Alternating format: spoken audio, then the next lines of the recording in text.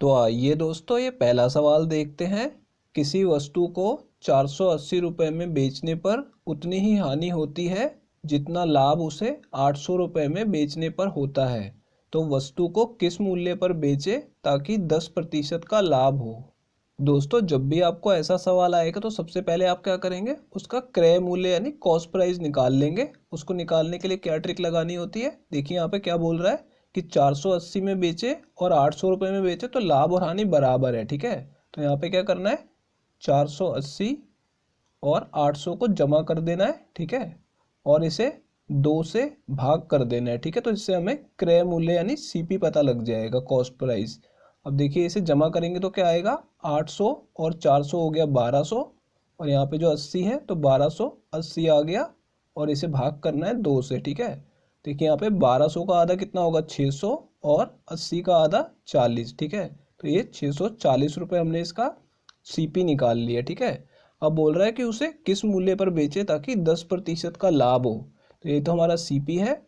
अब इसमें 10% की वृद्धि करनी है, तो इसे 110% से गुणा कर देंगे। ठीक है, तो 110 और प्रतिशत के लिए नीचे 2 जीरो लगा दिए, 100। ठीक है, 2 जीरो से 2 जीरो काट दूंगा। ठीक है, अब देखिए 64 को 11 से गुणा करना है तो सीधा ही गुणा कर लेंगे। 11 चौक कितना होता है, 44। तो यहाँ पे 4 लिख दिया और 4 हासिल में चला जाएगा। ठीक है, और देखिए यहाँ पे 11 छिक 66 और 4 कितना आ जाएगा, 70। तो यहाँ पे देखिए ये जो है हमारा विक्रय मूल्य आ जाएगा 10% लाभ के लिए। तो ये हमारा आंसर होगा, ये तीसरा ऑप्शन करेक्ट है दोस्तों। तो आइए दोस्तों, ये अगला सवाल देखते हैं।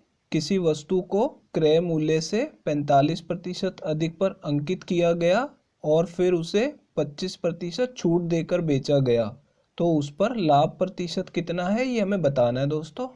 तो देखिए दोस्तों, इस सवाल में क्या बोला जा रहा है कि किसी वस्तु को क्रय मूल्य से 45% अधिक पर हमने अंकित किया है। ठीक है, तो क्रय मूल्य में 45% की वृद्धि कर दी। ठीक है, जिससे हमें अंकित मूल्य मिल गया।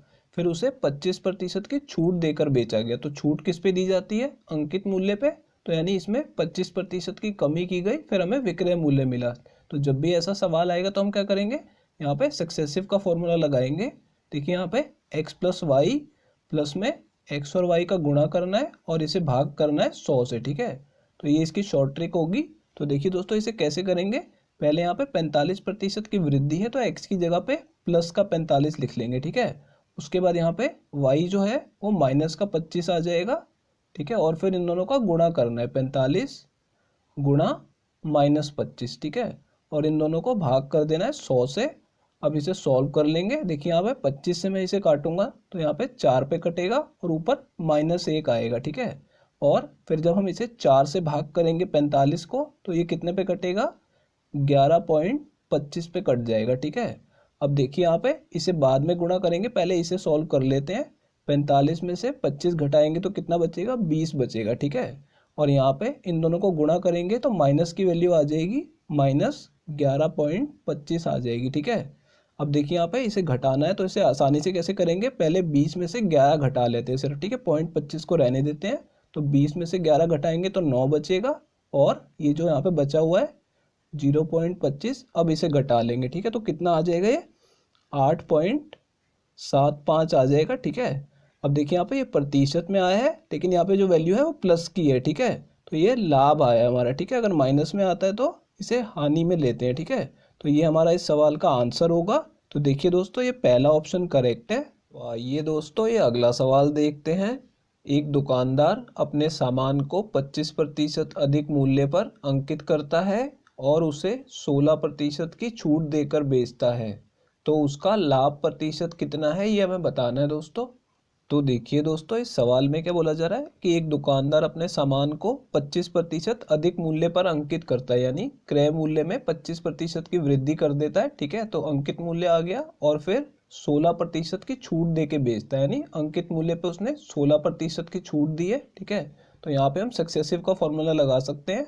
तो जैसा हमने पिछले सवाल में किया था, देखिए यहाँ पे पहले 25% की वृद्धि कर रहा है तो प्लस का 25, और उसके बाद 16% की कमी कर रहा है तो यहाँ पे 16 माइनस का आएगा। ठीक है, और उसके बाद जमा में इन दोनों का गुणा करेंगे, 25 गुणा -16, और इसे भाग करना होगा 100 से। ठीक है, अब देखिए यहाँ पे 25 से इसे काटेंगे तो 4 पे कटेगा, और 4 से जब इसे काटेंगे 16 को तो ऊपर -4 आ जाएगा। ठीक है, अब देखिए यहाँ पे 25 में से 16 घटाएंगे तो 9 आएगा, और यहाँ पे देखिए 1 बचा है तो इन दोनों का गुणा करेंगे तो कितना आ जाएगा, -4। ठीक है, अब 9 में से 4 घटाएंगे तो कितना बच जाएगा, 5%। ठीक है, तो देखिए यहाँ पे ये जो वैल्यू आई है प्लस की आई है तो 5% लाभ होगा। ठीक है, अगर ये माइनस की आती तो हानि होती। तो ये हमारा इस सवाल का जवाब होगा, ये दूसरा ऑप्शन करेक्ट है दोस्तों। तो आइए दोस्तों ये अगला सवाल देखते हैं। एक बैग पर 35% छूट मिलने से वरुण को अंकित मूल्य पर 238 रुपये का लाभ हुआ, तो उसने वह बैग किस मूल्य पर खरीदा, ये हमें बताना है दोस्तों।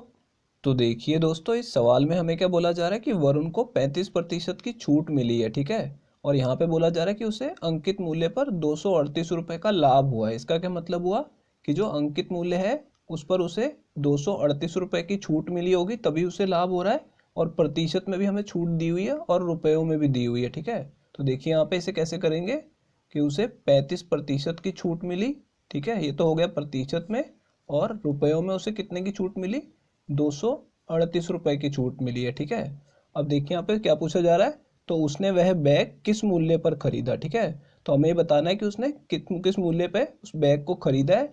अब देखिए दोस्तों यहाँ पे अंकित मूल्य जो है वो अपने आप में 100% है। ठीक है, अब इस अंकित मूल्य पे हमने 35% की छूट दे दी है। ठीक है, तो इसमें से 35% को घटा देंगे, तो यानी उस बैग को विक्रय यानी बेचा कितने में गया है, सेलिंग प्राइस कितना है उसका, देखिए यहाँ पे 100 में से 35 घटाएंगे तो 65% पे बेचा गया है। ठीक है, देखिए यहाँ पे 35% की वैल्यू हमारे पास है, हमें 65% की वैल्यू निकालनी है। अब आप ये एक स्टेप में कैसे निकालेंगे, यहाँ पे 35 को हटाना है और 65% की वैल्यू लानी है। तो क्या करेंगे, 35 को 35 से भाग कर दीजिए। ठीक है, इससे क्या होगा, ये 1% बन जाएगा, और फिर इसे 65% बनाने के लिए 65 से गुणा भी कर दीजिए।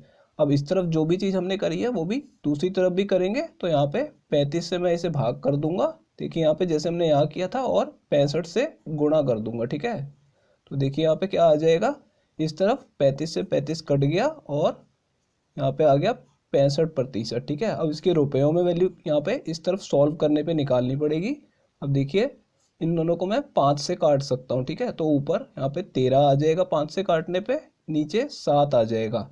अब 7 से इसको काट देते हैं, तो 7 से काटेंगे तो पहले ये 3 पे कटेगा, 7 या 21। ठीक है, तो यहाँ पे 3 पे कट गया, फिर उसके बाद ये 4 पे कटेगा 28। ठीक है, अब इन दोनों को गुणा करना होगा, तो देखिए यहाँ पे 34 और 13 का गुणा कर लेते हैं, तो 13 चौक कितना होता है 52, और 5 हासिल में आ जाएगा, और 13 तिया 39, और 5 यहाँ पे 44 आ जाएगा। ठीक है, तो यहाँ पे कितनी वैल्यू आ गई, 442 रुपये 65% की वैल्यू आ गई। तो ये हमारा विक्रय मूल्य था कि उसने बैग को 442 रुपये में खरीदा था। ये चौथा ऑप्शन करेक्ट है दोस्तों ये जो अगला सवाल है ये हमारे चौथे सवाल जैसा ही है। ठीक है, ये मैंने आपके लिए बनाया है, तो आपको इसे सॉल्व करके इसका आंसर कमेंट बॉक्स में बताना है। और दोस्तों साथ के साथ आपको क्या करना है, चैनल को सब्सक्राइब कर लेना है, और वीडियो अगर पसंद आई है तो इसे लाइक ज़रूर कर दीजिएगा, और इसे अपने दोस्तों के साथ शेयर भी कीजिएगा। तो दोस्तों इस वीडियो को आज हम यहीं ख़त्म करते हैं, आपसे मिलेंगे अगली वीडियो में।